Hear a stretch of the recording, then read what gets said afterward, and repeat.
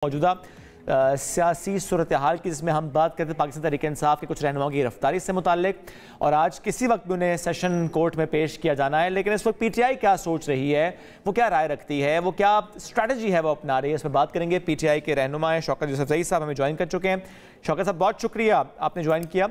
शौकत यूसुफजई साहब, जो गिरफ्तारियां हुई हैं जिससे मुताल्लिक ये कहा जा रहा है कि बहुत से केसेस 3 डिफरेंट थानों में 3 डिफरेंट केस है, लेकिन एक केस इसमें पुलिस पर पथराव का भी है, इसमें एक केस वक्त पर जलसा ख़त्म करने का भी है कि ख़त्म नहीं हुआ वक्त पर जलसा। तो यही हमारा सवाल भी है कि ऐसा मौका क्यों दिया गया पीटीआई की तरफ से कि वक्त पर जलसा ख़त्म नहीं हो चुके। ज़रा ये चीज़ें पहले से मीडिया में थी, डिस्कशन में थी कि वक्त दिया गया, इसी वक्त में जलसा ख़त्म करना है।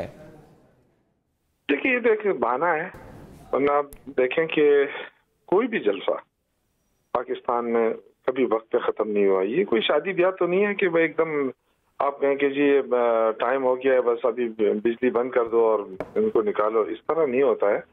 अगर अब फिर भी अगर हम समझते हैं कि हम वक्त पे भी ख़त्म कर सकते थे, हो सकता है हम वक्त से पहले भी ख़त्म कर देते जलसे को, लेकिन आपने एनओसी दी और 40 किलोमीटर शहर से दूर आपने जलसा रखा, फिर उसके बाद आपने कंटेनर लगा दिए, लोगों के लिए रास्ते बंद कर दिए।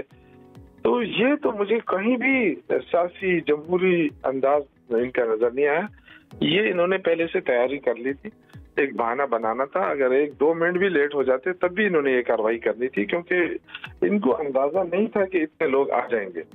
इनका ये ख्याल था कि अगर हम कंटेनर लगा देंगे, रास्ते बंद कर देंगे और पानी खाना पीना सारा कुछ बंद कर देंगे, तो हो सकता है कि फिर लोग ना आए। लेकिन लोग आए और आपने देखा इतना बड़ा जलसा हुआ, तारीखी जलसा हुआ, और जिसके बाद इनको ये बुखलाहट हुई, गवर्नमेंट को एक खौफ हुआ, और ये खौफ की वजह से ये कार्रवाई कर रहे हैं। लेकिन इनको ये अंदाजा नहीं है कि जितनी गिरफ्तारियां करेंगे, इतना ही तहरीक इंसाफ को फायदा होगा, पॉपुलैरिटी बढ़ेगी। शौकत साहब, जिस तरह से खदशात तो आप लोगों को भी थे कि गिरफ्तारियां हो सकती हैं, तो और स्पीकर के जराए भी यही बात कह रहे हैं कि परमिशन तो ली गई थी कि गिरफ्तारियां होंगी, और आप ये बात कह रहे हैं कि शायद स्पीकर से परमिशन नहीं ली गई। पीटीआई का मौक़िफ़ ये है अभी तक। देखिए ना, एक तरफ ये कह रहे हैं कि अली-अमीन गंडापुर साहब का लहजा बड़ा सख्त था ना, तो गिरफ्तार आप किसको कर रहे हैं? गिरफ्तार आप बैरिस्टर गौर को कर रहे हैं, गिरफ्तार आप शाहिद खटक को कर रहे हैं, जैन कुरैशी को कर रहे हैं। तो इससे क्या आप अंदाजा लगाते हैं? ये सारी वो चीजें हैं जो समझते हैं कि पीटीआई के खिलाफ इन्होंने कार्रवाई करनी थी, एक बहाना इनको चाहिए था। ये जो पार्लियामेंट के अंदर जो ये तरमीम लेकर आ रहे हैं, ये चाहते हैं कि लोगों को प्रेशराइज करके उनसे हिमायत हासिल की जाए।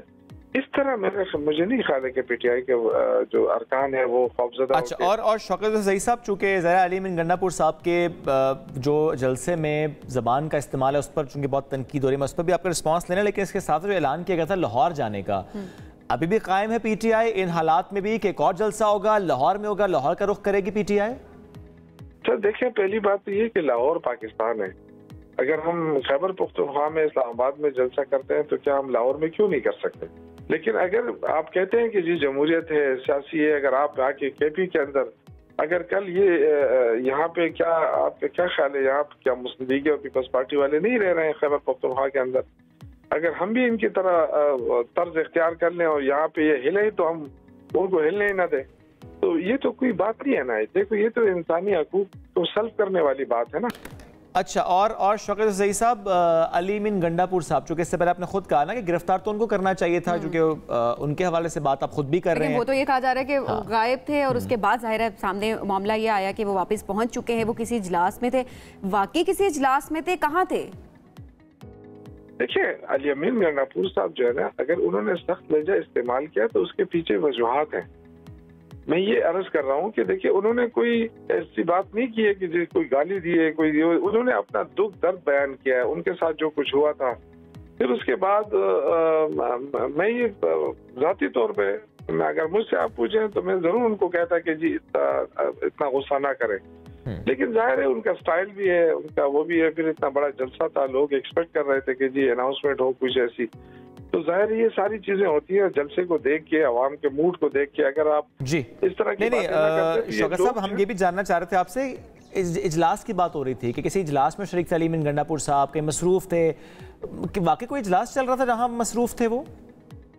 देखें, मैं इसके बारे में कुछ नहीं कह सकता, लेकिन जो इतलात हैं, जो सीएम हाउस के साथ मेरी भी अभी बात हुई है, वो कह रहे हैं कि सुबह पहुंच चुके हैं, 5:15 साढ़े 5 बजे पहुंच गए हैं और बिल्कुल खैरियत से है। और कल जो उनका फोन अटेंड नहीं हो रहा था, तो वो जैमर भी लगे थे और वो किसी मीटिंग में थे, लिहाजा फोन उन्होंने अटेंड नहीं किया। आप इस बारे में कुछ जानते नहीं, आप इस बारे में कोई कमेंट नहीं करना चाहते। बहुत शुक्रिया शौकत साहब प्रोग्राम में हमें ज्वाइन करने के लिए।